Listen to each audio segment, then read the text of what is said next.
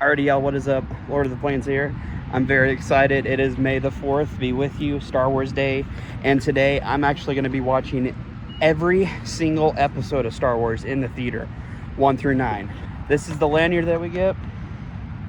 This is the movies. We also get a really cool 25th anniversary cup of episode 1. And essentially we get the poster as well. And then we also get the new Star Wars Outlaw poster. Guys, I'm so stoked for this. There's so many people in here dressed up as Obi-Wan Kenobi. There's Chewbacca, a whole bunch of people. I'll try to take as much footage and video for y'all as possible. Just realized I was filming on someone else's car. But y'all, I'm so excited. Hopefully you join me with this journey as well, with all the reviews and all the chaos. Alrighty, folks. I just got out. We watched the first 3 movies. We watched The Phantom Menace, Attack of the Clones, and we just finished Revenge of the Sith. After each trilogy, we're going to get a 30-minute break. I'm on my first 30-minute break, so I'm going to essentially give you a short review of episode 1, 2, and 3. Now, starting off with The Phantom Menace, Qui-Gon Jinn, Obi-Wan Kenobi, you meet Anakin Skywalker, you meet Padme, so you essentially are setting up this entire franchise that we have now.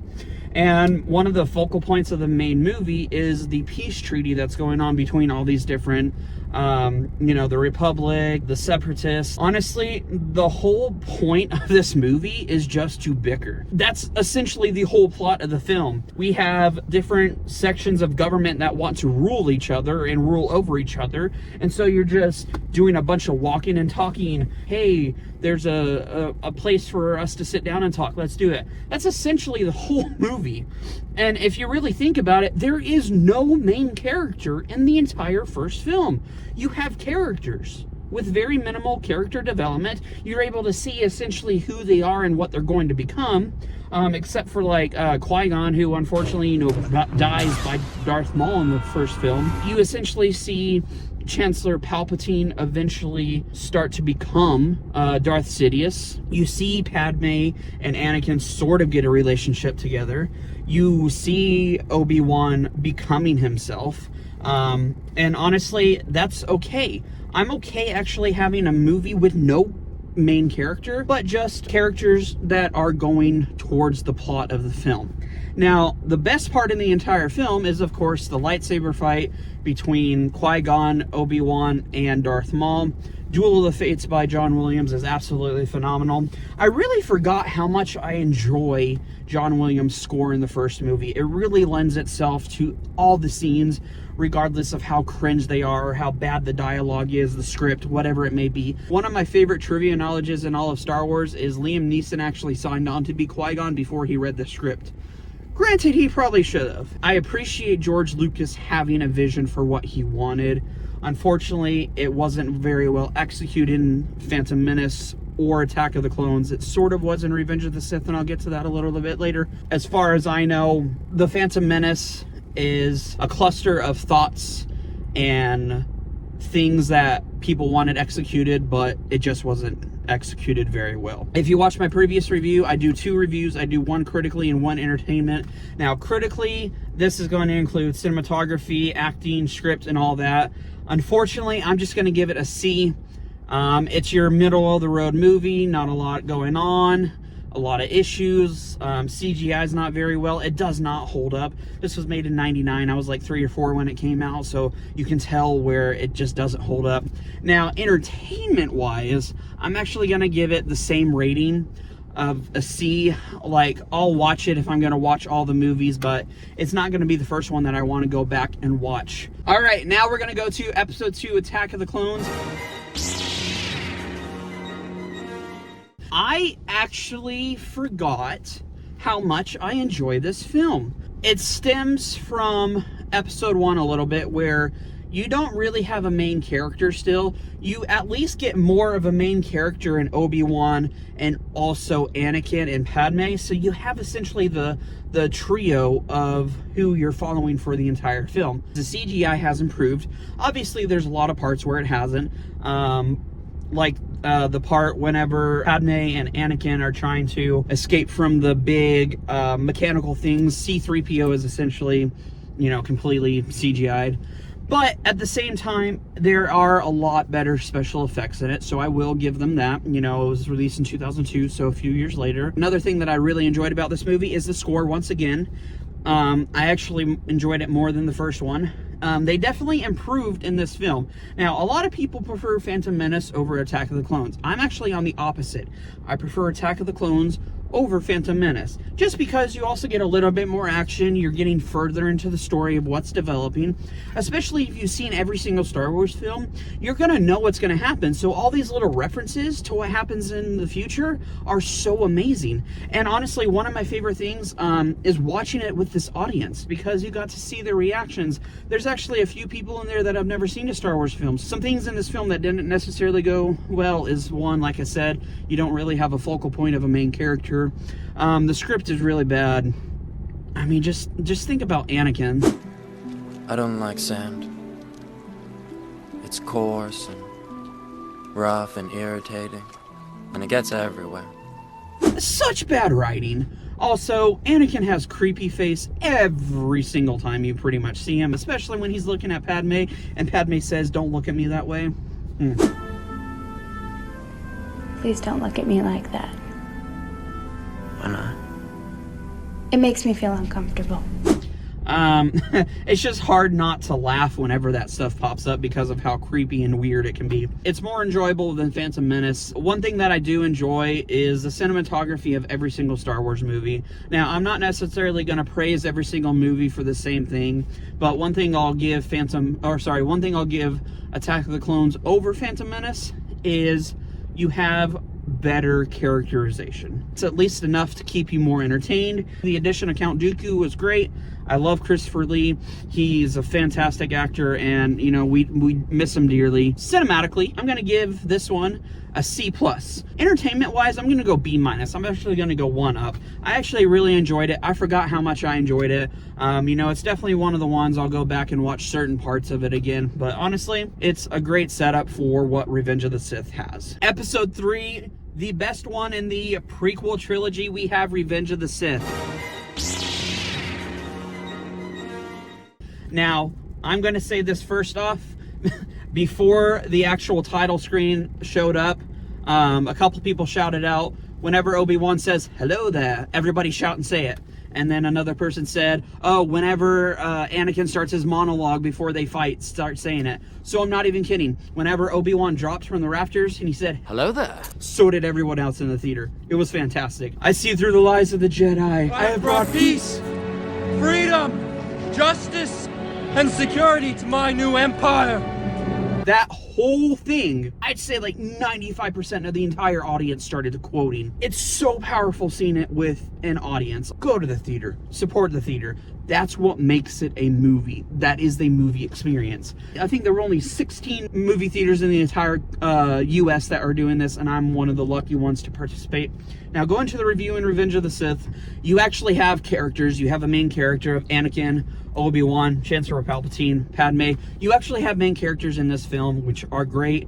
I love how you see the deterioration of Anakin going from somebody who's willing to help in the opening fight to go help a comrade, but Obi-Wan steers him in the right direction, saying we have a mission to do, to the end where he is absolutely fully transformed into Darth Vader. That entire process throughout the movie I thought was flawless. I loved it. It's funny. Anytime Padme and Anakin showed up, everyone kind of groaned. Sidetrack, my dad and I, when we used to go on father and son campouts in our church growing up, I would always bring my little portable DVD player and I would play Revenge of the Sith, and my dad and I would always fast forward through the Padme and Anakin parts, so I thought it was just kind of funny. The music, once again, is great. The cinematography is great. The vibrancy of all the colors and the additional upgrade to 4K in the theaters is absolutely spectacular. I don't want to go too much more on about this movie because I can forgo plot holes in this film. I can forgo how bad sometimes the script is. I can forgo the cheesy moments because I enjoy this movie from top to bottom. From the beginning credit to the end credit, I enjoy it no matter what. Cinematically, I'm going to go B+. Now, a lot of people would probably give it a B- or a C, but I'm going B+. Entertainment-wise, A. Flat out A. I love it. The fight between Anakin and Obi-Wan is one of the best fights in the entire saga of Star Wars. Yoda versus Darth Sidious is great. It's just like there's so many quotable moments. There's so many actual good things about this movie that I fundamentally enjoy. Now, George Lucas, whenever he sold all the rights for, I think it was $4.05 billion to Disney, he said, I had a vision, but nobody was working with me. Everybody hated on Hayden Christensen in Attack of the Clones and Revenge of the Sith. Everybody hated on the actor that was portraying Anakin in Phantom Menace. But you go to this day and age where you had the Kenobi series, you had Hayden Christensen return as Darth Vader. They gave him so much praise and love. He cries about it almost anytime everybody like cheers for him, because that was his dedication. That was his role. He put that into himself. And you can clearly see that. I really wish people would stop giving the prequels a bad rep, because granted, the first two are, you know, more to be desired. But this one really gives you the fulfillment of what you want. You want to see the darkness of how Anakin turns into Darth Vader. You want to see the tension. You want to see the cruelty. And I forgot how harsh the scene was after Obi-Wan had the high ground and he essentially chopped his limbs off and he started burning. Like, I forgot how gruesome and brutal that. All that being said, like I said again, B+ cinematically entertainment, flat A. I love it. Only got a few more minutes before I have to go back in for the next trilogy, but don't worry, I will update y'all on the next reviews. And here we go, y'all. Alrighty guys, I'm so sorry for the lighting. As you can tell in the previous 3 reviews, it was super bright. Now it's super dark. It is literally 12:10 a.m. We are 15 hours in.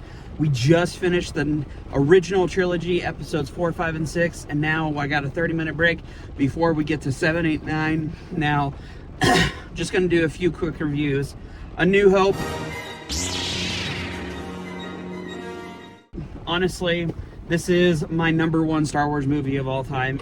I just confirmed it today. There's literally nothing bad about that I can say about this movie. The pacing is perfect. The acting is perfect. The script is perfect. The practical effects and the CGI are amazing. The comedy, the sarcastic comedy is fantastic. The whole plot is great. You have your actual main characters. Like, everything about this movie is absolutely jaw-dropping and fantastic.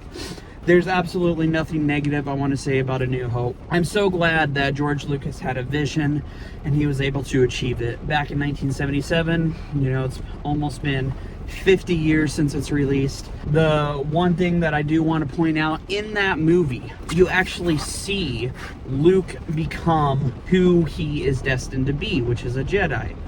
And obviously in episodes 5 and 6, you further see it. But in the case of Anakin versus Luke, Luke was easier to actually commit to being a Jedi.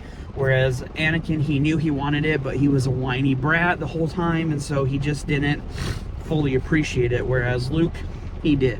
What else can I say about A New Hope? Love the fact that Obi-Wan is a pivotal part of it. I'll say this, the original trilogy started and then the prequel trilogies continued it, is the kind of movement that a Jedi can do. Like in episode 1, Phantom Menace, when they have the destroyers in the hallways, they do a super speed getaway. They can jump super high.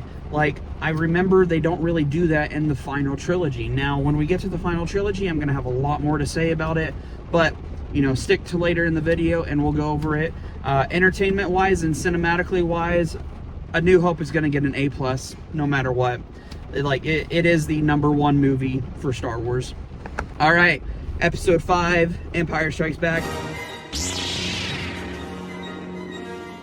Now, arguably, everybody says this is the best Star Wars movie ever. I will agree, but A New Hope is literally slightly above. And the only reason why I put slightly above is because of what it started.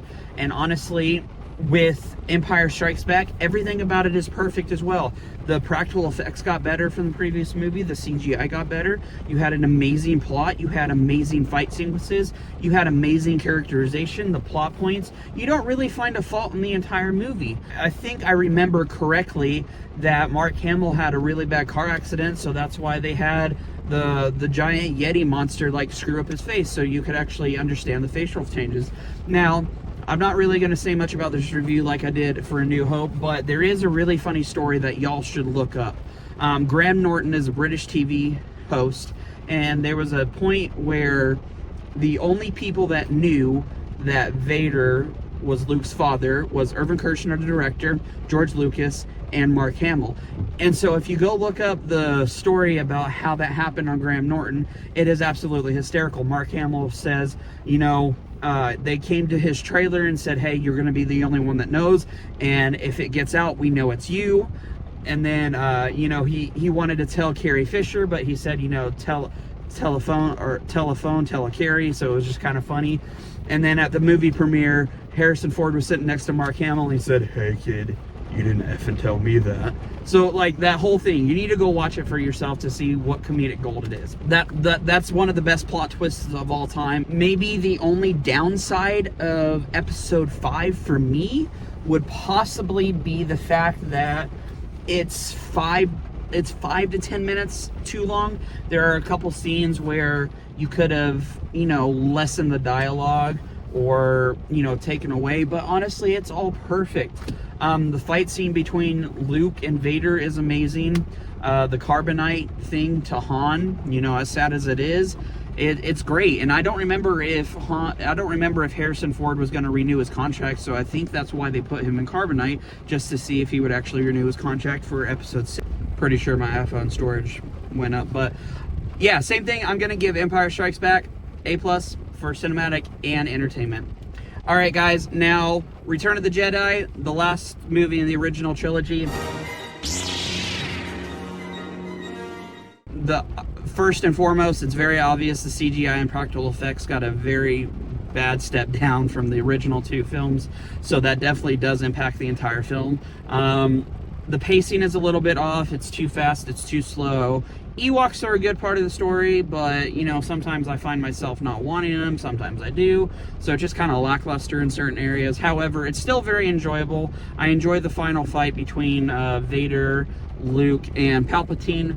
Now, one thing that I do like about this entire film is how it does end, for how the actual trilogy ends. It's on a very lighthearted note, and, people back in the 80s probably didn't know that there was going to be more Star Wars made. So now, we have 7, 8, and 9 to look forward to. So, like I said earlier, stay tuned to the video so we can actually see what my opinions are. Now, granted, I'm probably going to be a little bit harsher on them than I was in the prequels, but, we'll see how it goes. Now, cinematically, cinematography is good. Some of the lines are cheesy once again. Direction wasn't as good or premiere as the previous 2. The CGI, like I said, just takes it a step down. Like, there was some camera equipment that was still visible, and just like a lot of things that, I shouldn't necessarily be focusing on, but, it caught my eye because I've watched it so many times over the years. So cinematically, I'm going to give it a B+. I'll go B+, Entertainment-wise, I'll go down a little bit and go to a B, just because the CGI just takes me out of it a little bit. I looked at my phone a little bit more often than I would in a theater just because of the CGI. And back in the 80s, it probably wasn't as bad, but, today, we're 15 hours in, so it just got me a little bit interested. But B+ for cinematically and B for entertainment. So continue to watch the rest of the video. I know it's a little bit long, but it's going to be well worth it, especially the last 3 reviews. But then also at the end, I'm going to just give my whole thoughts as to Star Wars as a whole and what it has become. After watching episode 4, it gives me a whole new appreciation for the actual Kenobi series. The final confrontation between Vader and Kenobi that they had on the planet, and it gives me a whole new appreciation for that entire series. All right, y'all, stay tuned for the next part. 24 hours later, I got to the theater at 8 a.m. We are done at 8:15. I had to stop and get a charger because mine broke in the theater, so I'm recording the videos. But guys, I just did a full 24-hour Star Wars marathon, episodes 1 through 9. I've already reviewed 1 through 6. I've told you a little bit about what was going on or what happened, but essentially, I'm gonna review all 3 episodes, or the remaining 3 episodes. You can see I'm super tired. Force Awakens, amazing movie, amazing start to the sequel trilogy for coming back after so long. It was great. Daisy Ridley did amazing as Rey. Oscar Isaacs as Poe did really good. I love Finn's character. A couple of times I feel like he took the whiny side of Anakin and was just all over the place a little bit, but at the same time that was like who his character is. I love seeing Han Solo. I love seeing Carrie Fisher as Leia. Like, the whole entire story is phenomenal. The CGI, the practical effects, everything about it was amazing. I loved all the space fighting, especially whenever they first get in Millennium Falcon, when they're being chased by the First Order. J.J. Abrams is phenomenal. I loved it. The only thing I'm going to downgrade cinematically is just because of Finn's characters up and down, and it just kind of seems a little weird. But I'm going to give it an A cinematically, entertainment-wise, A+. It's just phenomenal. I love it. It's the 3rd best Star Wars movie, in my opinion. All right, Last Jedi. Oh my gosh, I love this movie so much. I can't tell you how much I absolutely hate it. The Last Jedi. Holy crap, what are you doing? Rian Johnson goes to the studio, says, hey, I want to direct it, and essentially bows down to Kathleen Kennedy. You are setting up one of the best villains that could counter Palpatine or Vader in Supreme Leader Snoke, and you kill him. You bring in a stupid casino planet, Canto Bright. You bring in a stupid character named Rose who has no point to the plot, and honestly saves a fantastic storyline for Finn, who would have sacrificed himself for the greater good. But no, we have to save the ones we love. The Last Jedi absolutely pisses me off. And it's funny, I literally told the people across from me I'm gonna boo when everybody would normally clap. I started booing, and the whole theater did as well. This is the most controversial Star Wars movie to date, and it will be. Like, the whole movie is stupid. There's only maybe 5 good things about it. The CGI practical sets and cinematography and all that is great. The Praetorian Guard fight with Rey and Kylo. The entire Rey and Kylo conflict, where Snoke essentially put them together in their little force thing or whatever. What are the other 2? I really liked Luke, but at the same time, Mark Hamill has specifically said in interviews that he didn't like it. But I enjoy Luke as a character. And then the 5th part was I really enjoyed Chewbacca whenever he was like eating the porg, and the porg was just like looking at him like, oh, you know, whatever. Like, those are the only 5 things that are great about this movie, other than the end credits when you know the movie is finally over. Now, I'm being a little bit too harsh on it, maybe because I just spent 24 hours in a movie theater. I did not genuinely enjoy this movie. There's only a handful of parts that I would honestly watch again. Entertainment-wise, it's going to be a flat C. Cinematically, I mean, it looks great. It sounds great. So I'm not going to knock it down on that, but I'm going to give it a C-. Like, I'm sorry. Everybody, you know, this is going to be the most controversial review, but what are you doing? Oh, that'll lead us perfectly right into The Rise of Skywalker. I absolutely despised this movie when I first watched it, but Over time, I've actually gotten okay with it. This is what a movie looks like whenever you have a studio interfering with the director. J.J. Abrams was originally going to direct the entire trilogy of the sequel, but Kathleen Kennedy came in, Disney came in, said, F you. Don't get me wrong, it's a lot of fun, but you seriously have General Hux as the spy. He literally says, I'm the spy. I'm the spy. You literally have Palpatine come back somehow. It's not even really explained, with a throwaway line of cloning, you know, the ways of the Force we never knew, the dark side. Like, what the crap are you doing? Arguably, that could have been better than the original trilogy with Snow. And you had to go kill him off because Rian Johnson had to bow down to Kathleen Kennedy. But whatever. It's all good. But honestly, Rise of Skywalker, it still looks great and sounds great. I actually had a lot more fun with it. It's essentially on the same vein of Phantom Menace and Attack of the Clones. It's more of a fun movie. You're not looking in it to really go on any plot points, although the pacing is really staggered. You have a lot of back and forth. The chick that was also defected from the First Order, that storyline was weird. Also, with Chewie, you could have totally acted like you killed him off for a good half of the movie, but no, you bring it back 5 minutes later, not even 5 minutes later. Be like, oh no, we didn't kill him. No, leave him dead for about 30-45 minutes, and then we actually get to see him and be like, oh, thank goodness. They also had to use archival footage of Carrie Fisher because she had sadly passed. So you could definitely tell that was part of it. It doesn't necessarily bring it down for me, but it, you know, kind of sticks out like a sore thumb. But honestly, The Rise of Skywalker and Last Jedi essentially amalgamate together for me. But I'm gonna give the Rise of Skywalker a B- cinematically. Entertainment wise, I will go. You know what? Let's just go with a B- for both. You know, cinematically and entertainment. So honestly, that's where I'm gonna go. Alrighty, y'all. I'm just gonna do a quick summary of everything real quick. I got to the theater around 8:15, 8:30 on Saturday.